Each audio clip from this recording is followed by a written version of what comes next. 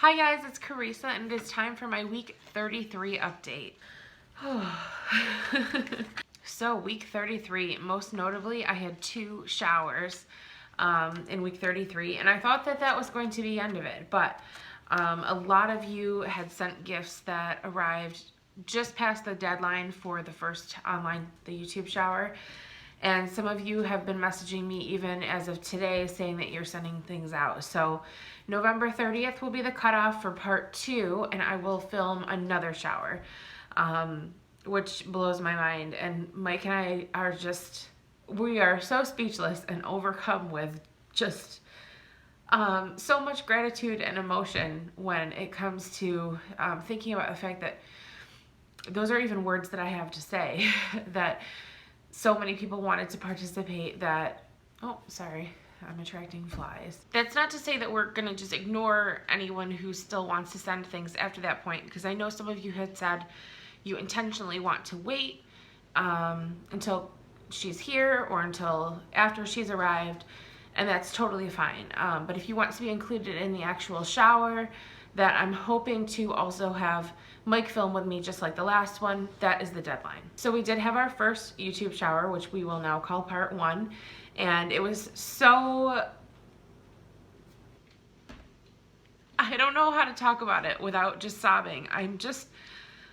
We're just so touched, and we can't thank you guys enough. It's just so hard after so many years of heartbreak and bad news and sadness to process so much happiness. So thank you guys so much for that. I did have a really tough time getting it edited. The problem is I really need to use different editing software, and I probably should get a vlogging camera instead of just using my cell phone. But I don't really have the time or the money to invest in learning a new software program or getting a new camera. So I feel like once she's here, I will regret that, especially if I want to make videos for you guys regularly like I hope to. Now on the 13th, which was Sunday, we had another shower set up with Mike's family, his side of the family, and his mother's friends. And the evening before, I was starting to feel really stressed because I hadn't really felt a lot of movement through most of the day. And after about 5 o'clock, the movement pretty much came to a screeching halt. Mike and I went to dinner with his parents, and his brother was in town, so he was there, and I tried everything. I tried to just very silently worry and not make it obvious that my mind was in other places, but I tried drinking really, really cold water, ice water, almost as cold as I could stand it. I tried having sugar. I tried laying on my side and really concentrating. I tried jiggling my belly around. I tried changing positions. And there's this thing that I do where I call it crowding, where I will try and crowd her a little and sort of press, like lean forward like I'm sitting, if I'm sitting in a chair, and I'll lean forward and reach downward so my stomach kind of crowds her.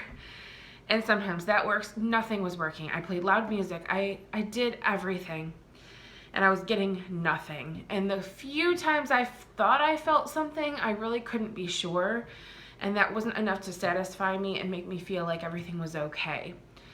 So fast forward to about 9:30, Mike and I were exhausted. We were really looking forward to going to bed. So we got undressed and we were laying in bed, and I mentioned to him that I was worrying, and he started to read a couple of books to the baby. He laid really close to my belly, and I ate a few pieces of chocolate. And I think the combination of the sugar and Mike talking did get her moving, but it wasn't a lot. And it was hard because I wanted to really enjoy that moment, because laying there and watching Mike read her stories, it's just,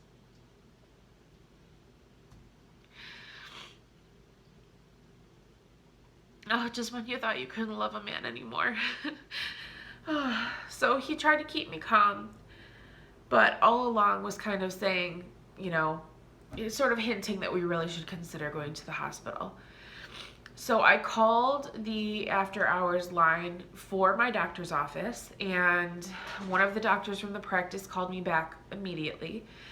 She asked me a few questions. She asked if I tried laying down and focusing on the baby, and if I had, what was the other thing she asked me if I did? I'm not sure, but everything that she asked me, I mentioned that I had tried. And I said, honestly, it's been since about 5 o'clock, but we just, within the last hour, got her to move a little bit, but the movements did feel sort of strange. It wasn't how it typically is, and it did stop. So she said that I should go to the labor and delivery triage, which I had been to just a few days before, and we would do an NST. So we got dressed, we drove down there, and honestly, we were only there for about a half hour, which was really nice. It took a while for them to find her again, and it is frustrating and embarrassing being an obese woman and being treated by nurses who seem clearly frustrated with your size. There's a certain amount of shame involved in that I'll never get over. But unfortunately, that's just the situation I'm in, and I wouldn't trade the position I'm in right now for anything. I'm so grateful for this pregnancy, and I know that with the weight that I lost, it was possible. If I could have lost more, I would have, but then I would have had a lot of excess skin to contend with, which I already sort of have. So it's sad and it's frustrating, but there were a couple of girls working on that.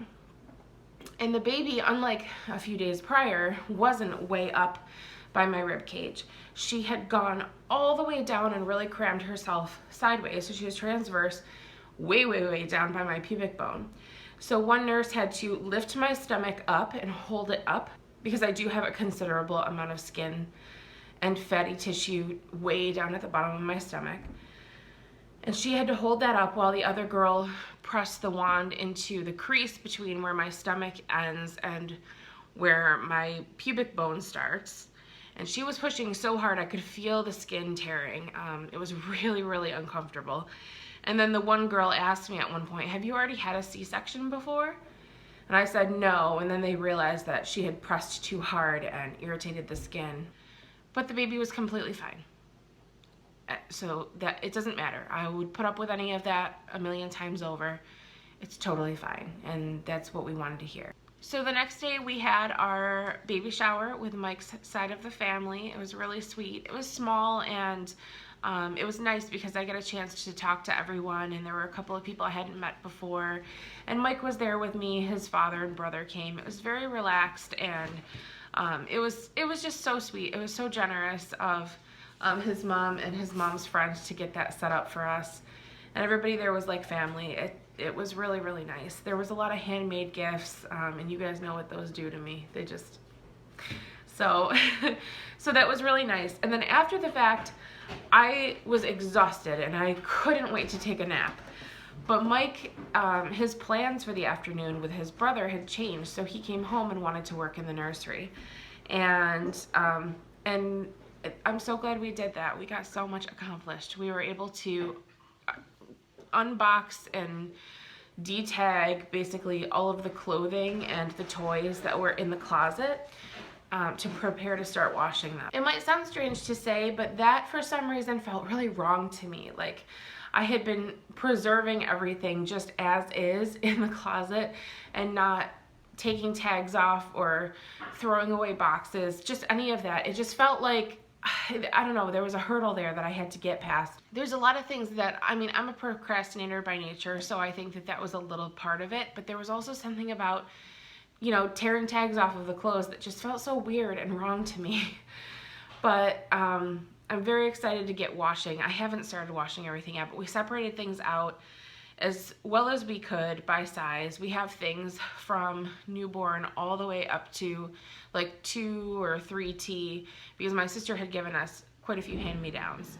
We don't have as much in the larger sizes, but we did set aside a big tote of clothes from 18 months and up.